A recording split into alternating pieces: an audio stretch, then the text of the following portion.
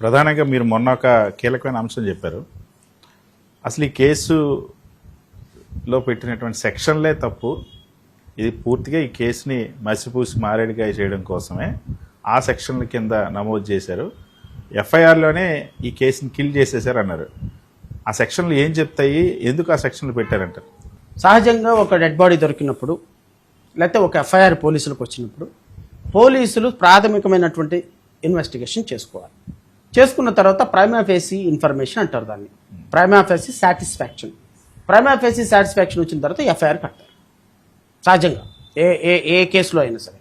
ఈ పర్టికులర్ కేసులో మొదటి రోజు నుంచి అంటే ఇప్పుడు మీరు ఇతను మిస్ అయ్యాడు, కస్టోడియల్ డెత్ జరిగిందని సిపికి లాస్ట్ మంత్ 29వ తారీఖునే ఒక అప్లికేషన్ పెట్టారు, ఒక రిప్రజెంటేషన్ పెట్టారు.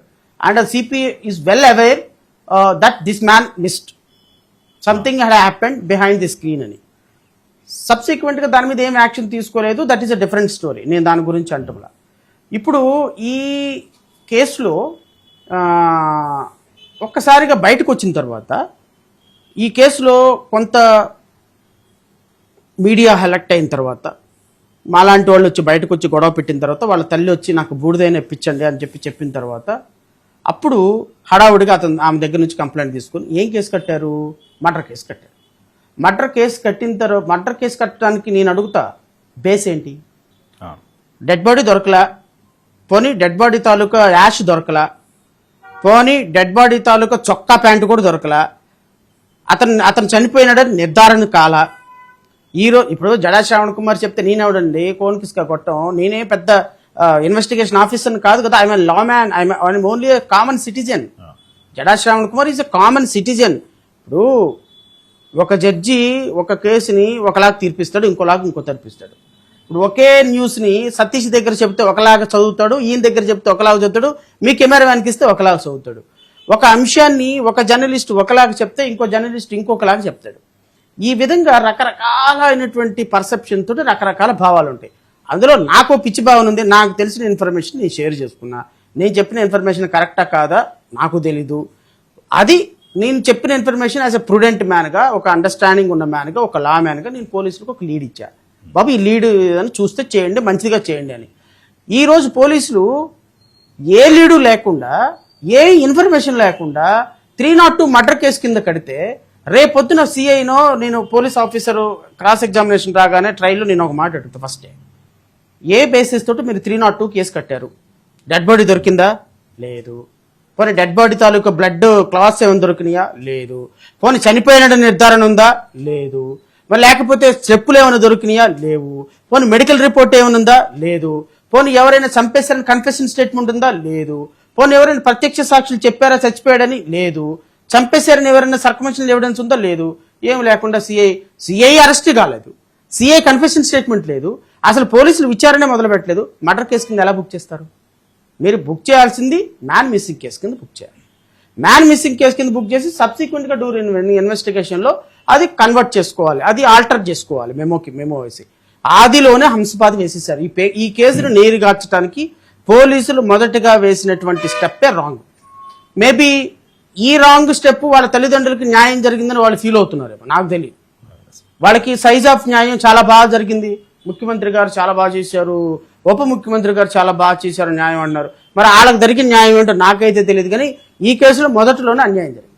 సరే, ఇవాళ గతంలో మీరు చెప్పిన విధంగా సాయి కృష్ణని టార్చర్ పెట్టడంలో కూడా చాలా క్రూరంగా పోలీసులు వ్యవహరించారని అయితే అర్థమవుతుంది. ఏం జరిగింది ఆ రోజు? మార్కాపురం నుండి తీసుకొచ్చిన తర్వాత ఎన్ని రోజుల పాటు కొట్టారు, ఎన్ని రోజుల పాటు హింసించారు, ఏ స్థాయిలో హింసించారు? గతంలో ఎప్పుడైనా ఇటువంటి మీరు విన్నారా కనీసం? పోలీసులు they are meant for torture, second థాటే లేదు దాంట్లో డిగ్రీస్ ఉంటాయి. ఈ నాగరాజు పిహెచ్డి చేశాడు, అర్థమైందా? ఇంకో సిఐ ఉన్నాడు, task force CI. This man is very crucial man.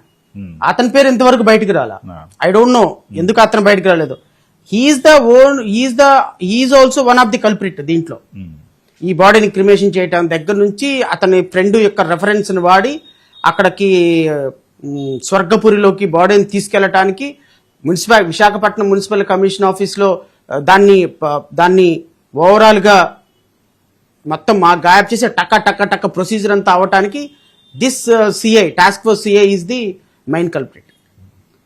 This man name is not even out, but I don't know రేపొద్దున పోలీస్ ఇన్వెస్టిగేషన్లో వస్తుందో లేదో నాకు తెలియదు. కానీ బట్ ఈ పర్టికులర్ కేసులో టాస్క్ ఫోర్స్ పోలీసుల ఇన్వాల్వ్మెంట్ ఎందుకు ఉందో నాకు తెలియదు. ఎందుకు అంటే సతీష్, మీరు ఒక గమనించండి, వారెంట్ ఆఫ్ ఎగ్జిక్యూషన్ కింద ఒక వ్యక్తిని తీసుకొచ్చినప్పుడు ఆ వ్యక్తి మొట్టమొదటిసారిగా పోలీసులు మాత్రమే చేస్తారు ఆ పని. టాస్క్ ఫోర్స్ పోలీసులు పని కాదు. టాస్క్ ఫోర్స్ పోలీస్కి దెర్ ఇస్ నో బిజినెస్. మరి టాస్క్ ఫోర్స్ పోలీసులు ఎందుకు ఇన్వాల్వ్ అయ్యారు? డైరెక్ట్ సిపి కింద పనిచేస్తారు టాస్క్ ఫోర్స్ పోలీసులు. కానీ ఈ పర్టికులర్ కేసులో టాస్క్ ఫోర్స్ పోలీసులు ఎందుకు ఇన్వాల్వ్ అయ్యారో నాకు అర్థం కావట్లేదు. సిపి గారి అనుమతి లేకుండా, సిపి గారి ఇన్ఫర్మేషన్ లేకుండా, సిపి గారి అనుమతి లేకుండా టాస్క్ ఫోర్స్ పోలీసులు ఇన్వాల్వ్ అయ్యారా? I don't know. Police has to investigate. ఈ ఇన్వెస్టిగేషన్లో పోలీసుల యొక్క టార్చర్ ఏ స్థాయిలో ఉందంటే, ఇతన్ని తీసుకొచ్చి హోటల్లో పెట్టి మార్నింగ్ నుంచి ఈవినింగ్ వరకు టార్చర్ చేసి, ఇప్పుడు సహజంగా ఎంత ఉంటారండి వాళ్ళు, 23 సంవత్సరాల పిల్లలు, అందులో డ్రగ్స్కి అలవాటు పడిన పిల్లలు, చాలా లైట్గా ఉంటుంది వాళ్ళ బాడీ, గట్టిగా పిసికేస్తే ఊపిరాగిపోతుంది. అలాంటి పిల్లల్ని తీసుకొచ్చి నువ్వు టైర్లతోటి, గానులతోటి, లాఠీలతోటి, సింథటిక్ లాఠీలతోటి కొడితే ఎక్కడ బతుకుతాడు? పొద్దున సాయంత్రం ఉతికి అవతల పడేశారు. వాడికి బాడీ అంతా చితికిపోయింది. ఇంకా చితికిపోయిన బాడీ తోటి ఎక్కువ బతకలేని పరిస్థితి ఏర్పడింది. సార్, బాడీని దహనం చేయడానికంటే ముందు పోలీసులు ఏమైనా బతికించే ప్రయత్నం చేశారా? హాస్పిటల్లో తిప్పడం కానీ ఇవన్నీ నాకున్న ప్రాథమికమైన సమాచారం ప్రకారం, ఇప్పుడు ఈ సమాచారం అంటే నేనేదో పెద్ద అథెంటికేటెడ్ సమాచారం చెప్పట్లేదు సతీ, నాకు ఎవరో నీలాంటి మిత్రుడు షేర్ చేసినటువంటి సమాచారమే ఇది. ఈ సమాచారం పోలీసులకు ఉపయోగపడితే తీసుకోండి, లేదు ఇన్వెస్టిగేషన్ చూస్తే మీరు చెప్పింది వెళ్తుంది. హ్యాపీ. రేపొద్దున నేను చెప్పిన చోట ఏది ఆధారం దొరకలేదు అనుకోండి, ఆల్రెడీ ఆధారాలు చించేసే ప్రయత్నం చేసేసారు కూడా. సో కాబట్టి నేను చెప్పిన ఇన్వెస్టిగేషన్ లో ఇప్పుడు రేపొద్దున ఏం దొరకదు. రేపొద్దున నేను చెప్పిన హోటల్ దగ్గరికి వెళ్తారు, ఇక్కడ ఏం దొరకలేదు అంటారు. నేను చెప్పిన మణిపాల హాస్పిటల్కి వెళ్తారు, ఏం దొరకలేదు అంటారు. రేపొద్దున సిబిఐ ఎంటర్ అవుతుంది కదా, ఆ రోజు వస్తాయి బయటికి మొత్తం. టార్చర్ని వాళ్ళు టార్చర్ చేసిన తర్వాత చనిపోవడానికి మధ్యలో నాకున్న ఇన్ఫర్మేషన్ ఏంటంటే, ఈ 14వ తారీఖు 15వ తారీఖు ఇతన్ని రంగా ఇంటి దగ్గర ఉన్న ప్రజా వైద్యశాలకు తీసుకొచ్చారు. డాక్టర్స్ తప్పుడు వేరే పేరుతోటే ఎంటర్ చేయించారు. నా పేరు కూడా కరెక్ట్గా రాయలే, వేరే ఏదో పేరు మీద తీసుకొచ్చారు. ఆయనలు అడ్మిట్ చేసుకునే పరిస్థితి లేదు, ఇతను చచ్చిపోయే పరిస్థితిలో ఉన్నాడు, కాబట్టి దెర్ ఇస్ నో పాసిబిలిటీ అని చెప్పిన తర్వాత వెంటనే ఇతన్ని ప్రైవేట్ హాస్పిటల్కి షిఫ్ట్ చేశారు. ఆ ప్రైవేట్ హాస్పిటల్లో 15వ తారీఖున మణిపాల హాస్పిటల్లో కొంత ట్రీట్మెంట్ చేశారు. ఆయన కూడా దవడలు పగిలిపోయినాయి, కిడ్నీలు పగిలిపోయినాయి, ఇంకా అతనికి ఇంకా బతికే సమస్య లేదు అని చెప్పిన తర్వాత ఇంకా తీసుకొచ్చి మళ్ళీ హోటల్ రూమ్కి తీసుకొచ్చారు. హోటల్ రూమ్లో మళ్ళీ ఒక 2 రోజులు ఒక ఆర్ఎంపీ డాక్టర్ చేత చికిత్స చేయించారు. అయినప్పటికీ కూడా బతకలా. సో అపారమ స్థితిలో ఉన్న అతను, నేను అనుకోవటం 23వ తారీఖు అట్లా చనిపోయాడు. ఇది పోలీసు టార్చర్ వల్లే చనిపోయినారు. 23వ తారీఖునే ఇతన్ని డెడ్ బాడీని బస్టాండ్కి తరలించి అలా మొత్తం సాయంత్రానికి ప్రొసీజర్ మొత్తం చేసేసి 24వ తారీఖున